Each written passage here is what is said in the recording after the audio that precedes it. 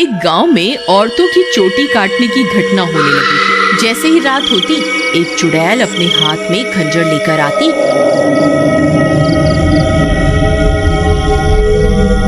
और जो भी औरत उसे सोती हुई मिलती, वह चुड़ैल उसकी चोटी काट कर वहां से चली जाती। किसी को ये समझ नहीं आ रहा था कि ऐसा क्यों हो रहा है।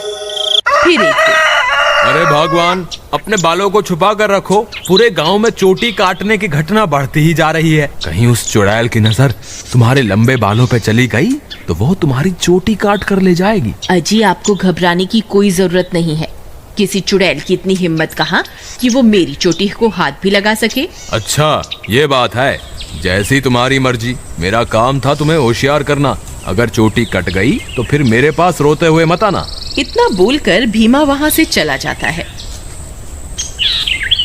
फिर रात होने पर वह चोटी काटने वाली चुड़ैल फिर से गांव में आती है। वह अपने शिकार को इधर उधर ढूंढ रही होती है। तभी उसे एक घर की खिड़की से एक औरत सोती हुई दिखाई देती है। वह चुड़ैल उस घर में घुस जाती है और उस औरत की चोटी काट लेती है। जैसे ही औरत की चोटी कटती है, उसकी नींद खुल जाती है। हे भगवान, ये चुड़ैल अंदर कैसे आ गई? हाय, मेरी चोटी कहाँ गई? अरे मर गई रे, इसने तो मेरी चोटी काट ली। तभी वह चुड़ैल उसकी चोटी को लेकर वहां से उड़ जाती है। तभी वह औरत उसका पीछा करती है, लेकिन वह चुड़ैल अंधेरे में कहीं गायब हो जाती है। तभी उसका पति भी उसके पीछे पीछे वहां आ जाता है। क्या हुआ मीना, तुम अचानक इतनी रात को यहाँ क्यों भाग कर आ गई? देखिए ना, इस चुड़ैल ने मेरी चोटी ही काट दी और ना जाने अंधेरे में कहाँ गायब हो गई है। हे भगवान, ये क्या हो गया? तुम तो ठीक हो ना? उसने तुम्हें तो कोई नुकसान नहीं पहुंचाया ना? फिर वे दोनों उदास मन से वापस अपने घर आ जाते हैं।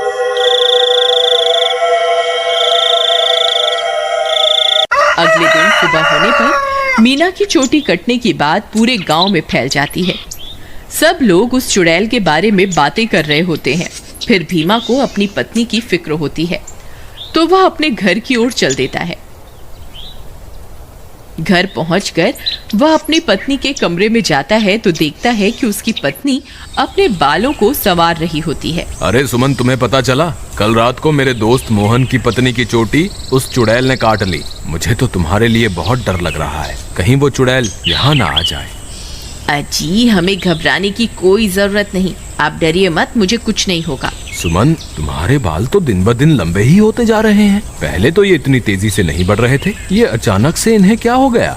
अजी, मैं अब अपने बालों की कुछ ज्यादा ही देखभाल कर रही हूँ ना, इसलिए। ठीक है, ठीक है, तुम अपना ख्याल रखा करो। मैं अपने दोस्त मोहन से मिलकर आता हूँ।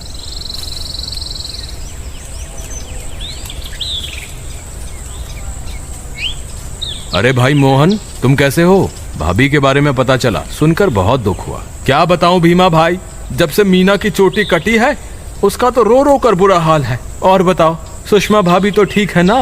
अब तुम्हें भाभी का बहुत ज्यादा ख्याल रखना होगा, कहीं चुड़ैल उन्हें अपना अगला शिकार न बना ले। तुम सही कहते हो भाई, मुझे भी बहुत फिक्र हो रही है। ठीक है, अब मैं चलता हूँ।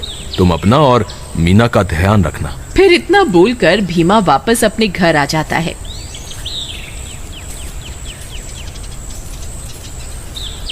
रात होने पर भीमा सो रहा होता है। अचानक उसे चीख सुनाई देती है। उसकी नींद खुल जाती है। वह इधर उधर देखने लगता है। सुमन कमरे में नहीं होती। वह बहुत डर जाता है। सुमन, कहाँ हो तुम? सुमन, कहाँ हो तुम? अरे मैं तो लुट गई, बर्बाद हो गई। ये चुड़ैल तो मेरी चोटी काट कर ले गई। हाय, मैं तो लुट गई। अरे, ये किसकी आवाज है? लगता है चुड़ैल ने फिर से किसी औरत पर हमला कर दिया है। मुझे बाहर जाकर देखना होगा।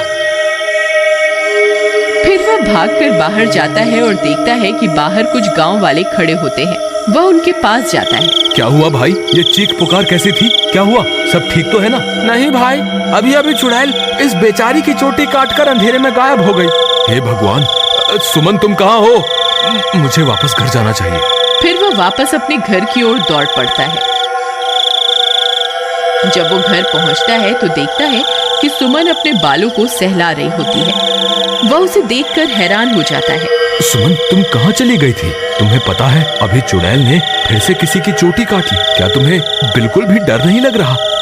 सुमन उसकी बातों को अनसुना कर देती है और खुशी खुशी अपने बालों को सहलाती रहती है।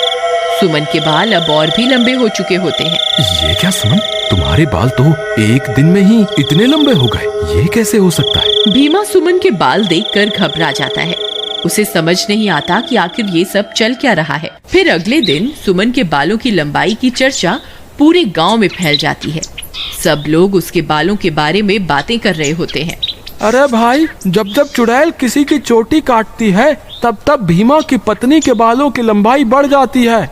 मुझे तो लगता है भीमा की पत्नी ही चोटी काटने वाली चुड़ैल है। भीमा उन सारे गांव वालों की बातें सुन रहा होता है। उसे कुछ समझ नहीं आता कि वह अब क्या करे। फिर वह अपने दोस्त मोहन के पास मदद मांगने जाता है।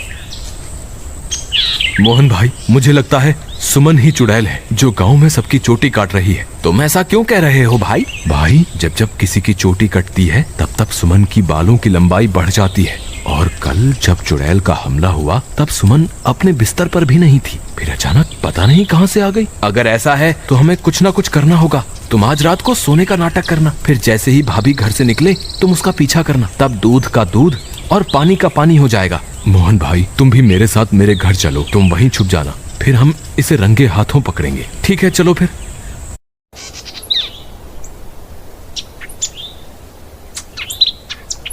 फिर वे दोनों भीमा के घर आ जाते हैं और मोहन अलमारी के पीछे छुप जाता है। रात होने पर भीमा सोने का नाटक करता है। तभी सुमन उठती है और घर से बाहर निकल जाती है। भीमा भाई उठो, देखो भाभी घर से बाहर निकल गई है।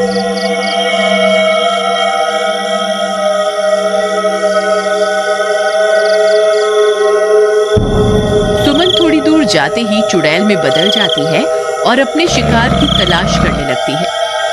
भीमा और मोहन की आंखें फटी की फटी रह जाती हैं। भीमा भाई, तुम्हारा शक सही निकला, तुम्हारी बीवी तो चुड़ैल निकली। मोहन भाई, अब क्या करें? ये जरूर अपने शिकार की तलाश में निकली होगी। अगर हमने इसे नहीं रोका तो आज ये फिर से किसी की चोटी काट लेगी। लेकिन भीमा भाई, भाभी सबकी चोटियां क्यों काट रही है? मुझे क्या पता भाई, जब तू अपनी भाभी से मिलेगा तो पूछ लियो। चलो इसका पीछा करते हैं। थोड़ी दूर उसका पीछा करने पर चुड़ैल एक जगह पर रुक जाती है। फिर वह इधर उधर अपने शिकार की तलाश करने लगती है। तभी चुड़ैल की नजर एक घर पर पड़ती है और वह उस घर में घुस जाती है। वहां उसे एक औरत सोती हुई दिखाई देती है। भीमा भाई, भाभी तो एक घर में घुस गई, अब क्या करें? अरे बेवकूफ, ये भाभी भाभी क्या लगा रखा है? इस वक्त वो तेरी भाभी नहीं है, वो एक चुड़ैल है। चलो हम भी इसके पीछे चलते हैं। अरे वाह, इसके बाल तो बहुत लंबे हैं, आज इसे ही अपना शिकार बनाऊंगी। तभी भीमा और मोहन वहां पहुंच जाते हैं। रुक जाओ भाभी, मैं आपको ऐसा नहीं करने दूंगा। ए चुड़ैल, वहीं के वहीं रुक जा, नहीं तो तुझे जान से मार देंगे। देखो सुमन, तुम ये ठीक नहीं कर रही हो, तुम्हें अभी के अभी ये सब रोकना होगा। ए मूर्ख इंसान, मैं कोई तेरी सुमन नहीं हूँ, मैं एक चुड़ैल हूँ। बस मुझे थोड़े और बालों की जरूरत है, फिर मैं महाशक्तिशाली बन जाऊंगी। फिर हर तरफ सिर्फ मेरा ही राज होगा। भीमा भाई, तुम इसे बातों में उलझाओ, मैं पीछे से जाकर इसकी चोटी काट दूंगा। फिर भीमा चुड़ैल को अपनी बातों में उलझाता है। तभी मोहन चुपके से चुड़ैल के पीछे पहुंच जाता है और उसकी चोटी काट देता है। अरे मर गई रे, ये तूने क्या कर दिया? मेरे सारे कराए पर पानी फेर दिया। चोटी कटते ही चुड़ैल की सारी शक्तियां खत्म हो जाती हैं और सुमन चुड़ैल के चंगुल से आजाद हो जाती है। अरे भाभी, आप वापस आ गई। मोहन भैया, आपका बहुत बहुत धन्यवाद।